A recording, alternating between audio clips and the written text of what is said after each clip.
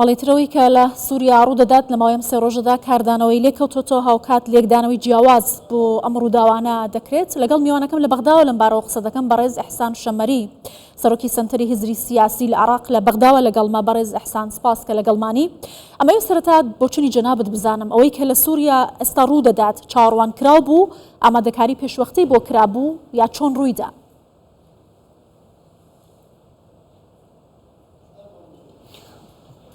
شكرا لكم على الاستضافة. بەڵێ زۆر سوپاس. بە دیدگای من شتێکی چاوەڕوان کراو نەبوو.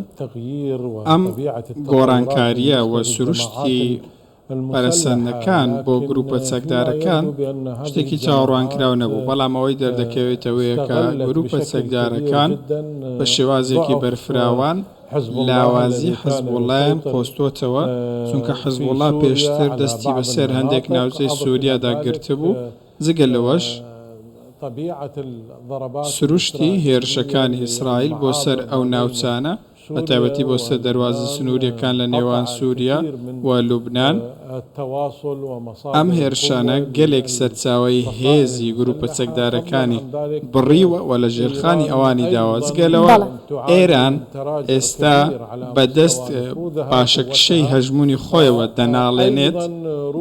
رووسیا بە هەمان شێوە، رووسیا بە تەواوی سەرقاڵی شەڕی ئۆکرانیایە و بەری بە شەڕێکی بەو بارودۆخی ئێستاوە نییە بەو شێوازە، بۆتە هۆکاری ئەوەی کە گروپە چەکدارەکان پێشڕەوی بکەن و حەلەب داگیر بکەن. باشە، کەواتە پێتان وایە ئەوەی کە لە سووریا ڕوودەدات کاریگەری لەسەر کۆی هاوکێشە سیاسیەکان لە ناوچەکە دەبێت؟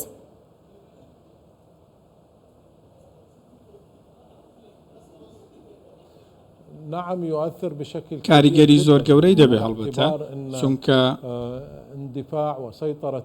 پێشڕەوی و کۆنتڕۆلکردنی ئەوەی پێی دەگوترێت ئۆپۆزیسیۆنی سووریا و کۆمەڵی گروپی چەکداری دیکە بۆ سەر ئەو ناوچانە کۆنتڕۆلکردن و دەست بە سەرداگرتنی حەلەب و حەما و دوای ئەوەی بێگومان دەستی بەسەرێت لێ بێژداگرتووە، ئێمە دەکەوینە بەردەم نەخشەیەکی نوێ.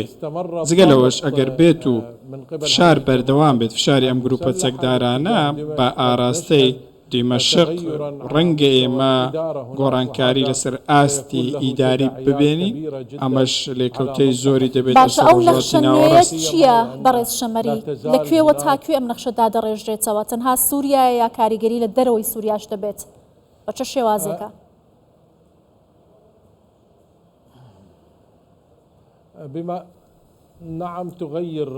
بەڵێ گۆڕانکاری دروست دەکات سووریا بە پلەی یەکەم، چونکەوا دەردەکەوێت کە نەخشەکە ئێستا لە غەزەوە دەستی پێکردووە کە حەماس لە ڕووی سەربازیەوە هیچ داهاتوویەکی نابێت. حەزبوڵا بە تەواوی هەڵوەشاوەتەوە لە ڕووی سەربازیەوە و بە ئەگەری زۆرەوە وەکو ڕێکخراوێکی سیاسی ناتوانێت بەردەوام بێت. سووریا ئەگەر بێت و دابش ببێت، ڕەنگە ئەمە بێتە هۆی ئەوەی کە هەندێک وڵاتی دیکەش پێوە کاریگەر بن. بە دیاریکراوی ڕەنگە کاریگەری لەسەر عێراق بێت ئەگەر بێت و بەباشی مامەڵە لەگەڵ ئەم بابەتە نەکرێت و لەسەر چەند ئاستێکی خۆپارێزی زۆر بەرز ڕێکاری پێویستی بەرپرسیارانە نەگیرێتە بەرامبەر ئەوەی کە دەگوزارێت. بۆ ئێمە پێم وایە گە سووریا دابش ببێت، بەڵێ ئێمە لە بەردەم گۆڕانکاریەکی زۆر گەورە داین لە هەندێک وڵات. باشە، کاریگەری و مەترسیەکانی لەسەر عێراق چی دەبێت؟ ئایا تەنها لە سنوورەکانەوە ئەم مەترسیانە هەست پێ دەکرێت یا بە شێوازێکی دیکە مامەڵە لەگەڵ ئەم بابەتە دەکرێت؟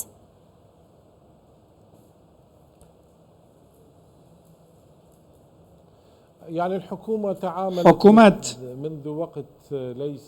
ماوەیەکی ئەوەندە درێژ نییە مامەڵەی لەگەڵ دۆسیەی سنوورەکاندا کردووە. حکوومەتی مستەفا کازمی و حکوومەتی پێشەویش بە با بڵێن شێوازێکی باش مامەڵەیان لەگەڵ سنووردا کردووە. ئێستا دیوارێکی کۆنکرێتی دانراوە، کامێرای چاودێری و جگەلەوەش هێزی عێراقی ئێستا دەستیان بە سنوور دەگات، فڕۆکەی بێفڕۆکەوان و چەندین ئامرازی دیکە، بەڵام لە هەمووی زیاتر گرنگە ئەوەیە کە هەماهەنگی لەگەڵ ئەمریکا زیاد بۆەوە نابێت.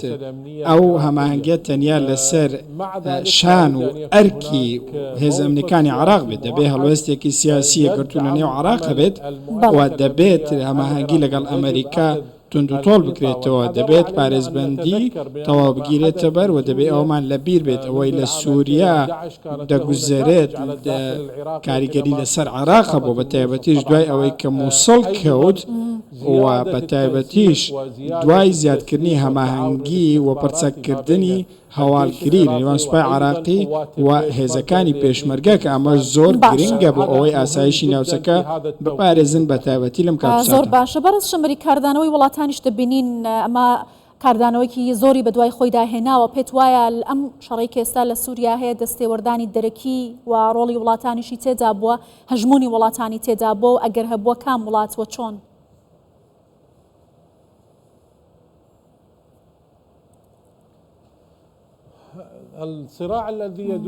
ئەو ململانەیەی ئێستا لە سووریا دەگوزارێت لە دوورەوە دەردەکەوێت کە نێوەخۆییە بەڵام ڕاستێکە ئەوەیە کە ململانەی نێوان وڵاتانە لەوێ شکستی یەکتربینینی نێوان بەشار ئەسەد و ڕەجەب تەیب ئەردۆغان ئەمە کاریگەری هەرە گەورەیە بوو جگەلەوە بوونی رووسیا و ئێران ویلایەتە یەکگرتووەکانی ئەمریکا لەسەر جوگرافیای سووریا هەموو ئەمانە بەرژەوەندی کۆمەڵێک وڵاتن دوجار ئەم بەرژەوەندیانە بەریەک دەکەون و کارلێک دروست دەبێت ئەوەی ڕوویدا ئەوە بوو کاو گروپە چەکدارانە ئەم بارودۆخەیان قۆستەوە پێکدادانی نێوان پێنج وڵاتی کاریگەری نێوسووریان قۆستەوە.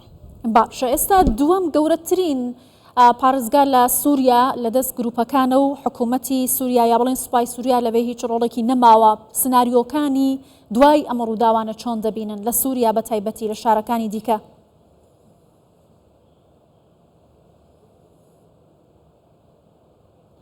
يعني أنا أتصور أن يعني هذه الجماعات من پێم وایە ئەم گروپە سەگدارانە لە پێشڕەوی بە دوو ئاراستە بەردەوام دەبن.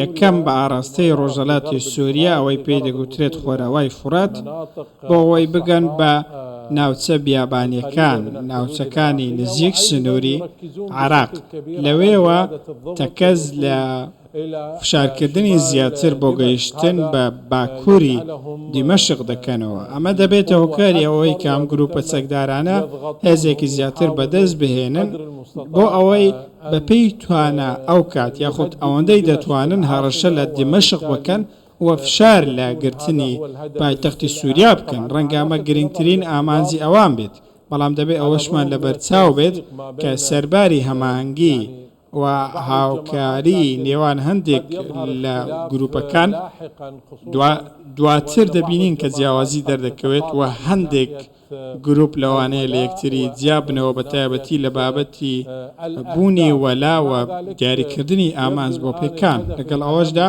ئێستا دیارترین ئامانجی گروپە چەکدارەکان گەیشتنە بە باکووری دیمەشق. بەڵێ بەڕێز ئەحسان شەمەری سەرۆکی سەنتەری هێزری سیاسی لە عێراق زۆر سپاس لە بەغداوە لەگەڵمان بووی.